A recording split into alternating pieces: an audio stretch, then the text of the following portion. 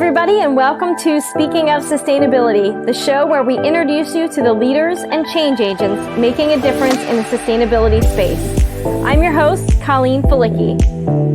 After starting my composting business in 2017, I quickly realized that our communities are looking for more ways to be sustainable in their daily lives and to support eco-friendly businesses.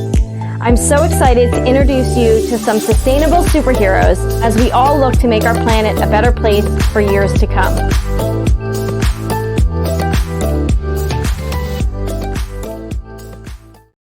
I love that music. Welcome back, everyone. Welcome to episode 4 of Speaking of Sustainability. I'm so excited that you're joining us again today.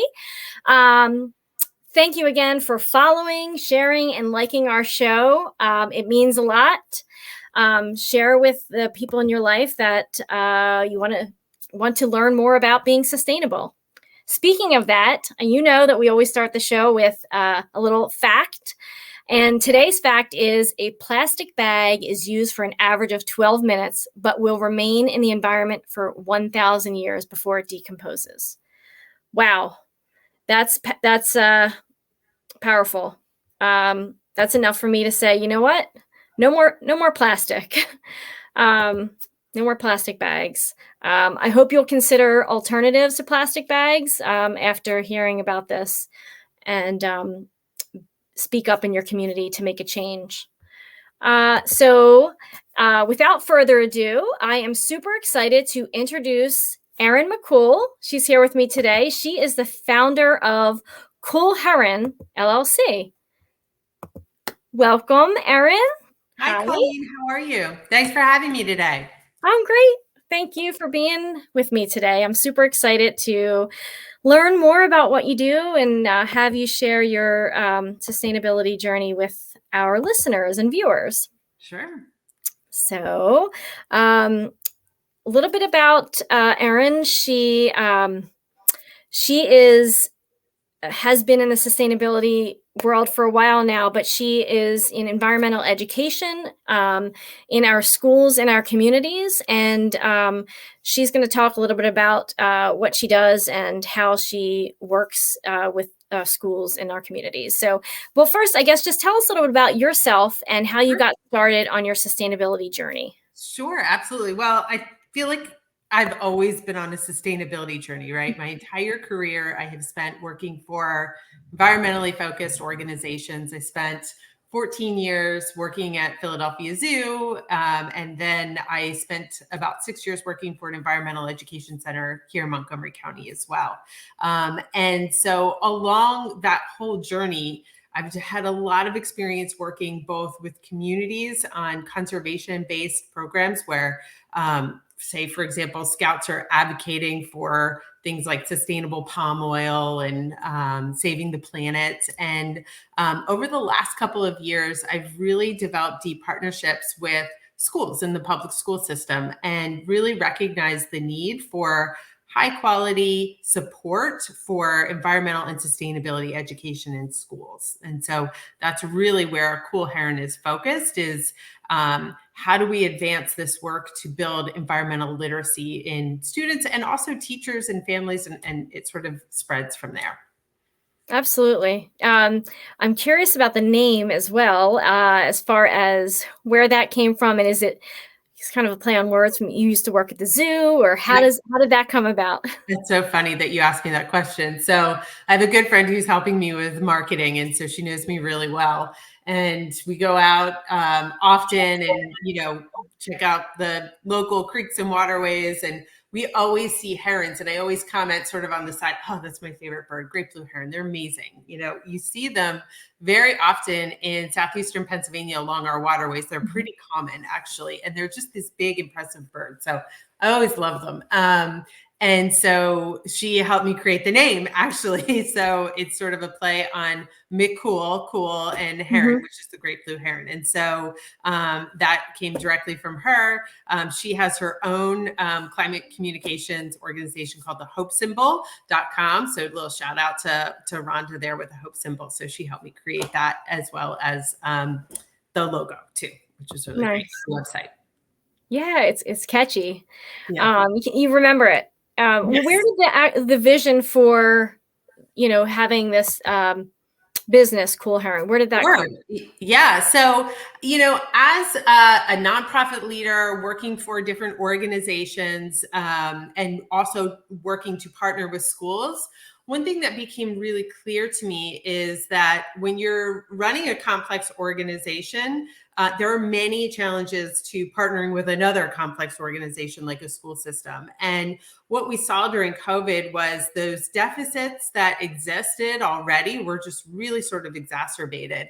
And so it's hard to maintain an environmental education center while at the same time providing really meaningful experiences that are supporting schools who are going through all of their own challenges. And so I really felt like the time was right to develop a company that is not necessarily focused on anything other than building up these partnerships. And so allows me to go much deeper with the partners that I work with, whether they be nonprofits or schools or really essentially both working together.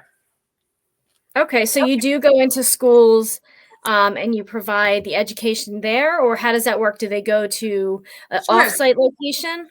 So there's the beauty of Cool Heron is that we can really meet schools where they are and we can be anywhere. And that's really appropriate because when we think about the environment, it's all around us. It touches every aspect of human life.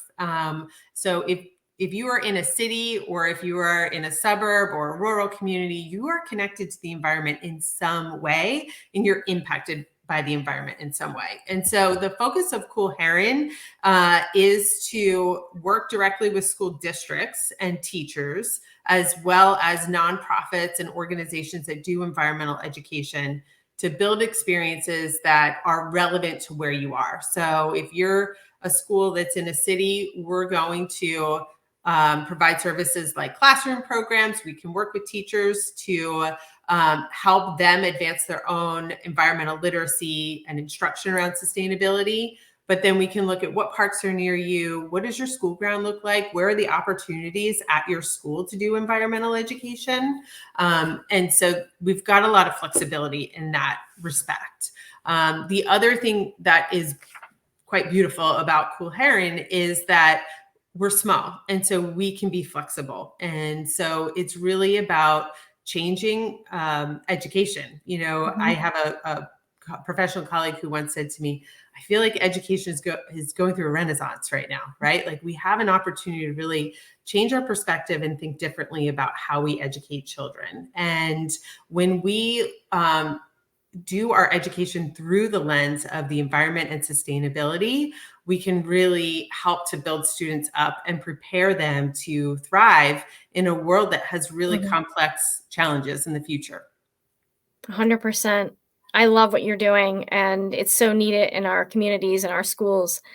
I was thinking along the lines of like, do you find that kids are more or engaged when they're learning about this, or how do Yes. they react differently than you think like they would in Yeah. a classroom setting? So the research is showing that students today are far more concerned about things like climate change than any other generation and are really demanding that something be done about these environmental challenges. So number one, the motivation is there. But number two, there's a really large body of evidence that demonstrates for so many reasons when students learn through an authentic context like the environment around you or environmental issues that your community is experiencing or the outdoors, that cognitive learning goes up. When you are outdoors, your ability to pay attention and to focus all go up. Cognitive learning goes up, but at the same time, overall well-being and mental health increases as well. And there's many psychological theories that support that. One thing I find really interesting, I found some research on this recently. There's something called attentional restoration theory, which basically shows when you're learning, you have to have very directed attention, right? Like you've all had this experience where you have to really focus on learning and concentrating. It doesn't come easy. And so when you spend even short periods of time outdoors, it gives your brain the opportunity to rest. And then when you come back, we find that students have better attention and score better on tests after having those breaks outside, which is pretty magical. Wow. That's interesting. I mean, I heard that you should get up so many times throughout the day and take a walk or get in, walk in nature. Do it outside. If you're going to get up every 15 minutes anyway, the research is pretty clear. If you can be outdoors, or if we can provide access to students to view the outdoors, any sort of connection with the environment is really beneficial.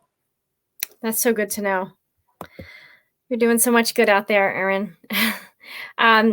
What suggestions would you give a school who would want to engage in your services? How do they get started, or who should they call? Sure. Yeah. So we have some resources on our website. We've got a blog up there now. We'll continue to add to that has some information. So the really exciting thing is Pennsylvania is supporting this work in a lot of ways. We recently adopted the what's being called the Pennsylvania STEELS standard. So it's the science, technology, engineering, environmental literacy, and sustainability standards. And so environmental literacy and sustainability are built into these new standards that are going to be implemented over the next couple of years. And so there is a capacity building group that I'm a part of.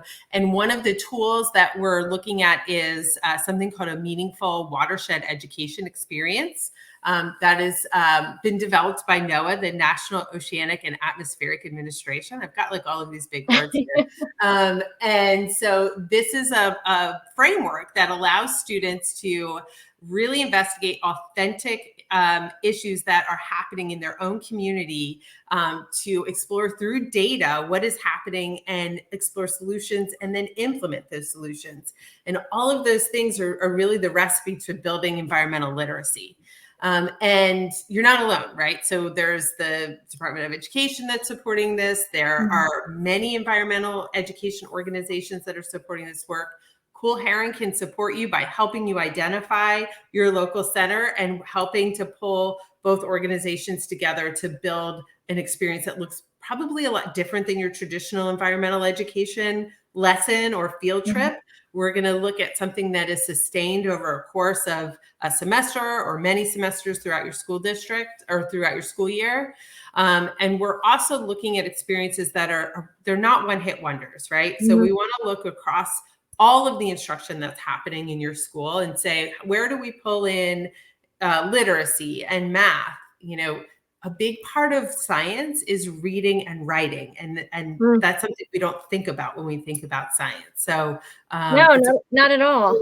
Disciplinary, yeah. What age group would you say, that leads me to what age group would you say is ideal to start digging into the environmental education? I mean, you can start this when your students, before they even reach, a school system, right? And what you're doing at each grade level is going to look very different. And so certainly elementary is a magical age for this work, I always say. And interesting, across the country, teachers will tell you and school district administrators will tell you the amount of time allotted to science is really small in an elementary school day.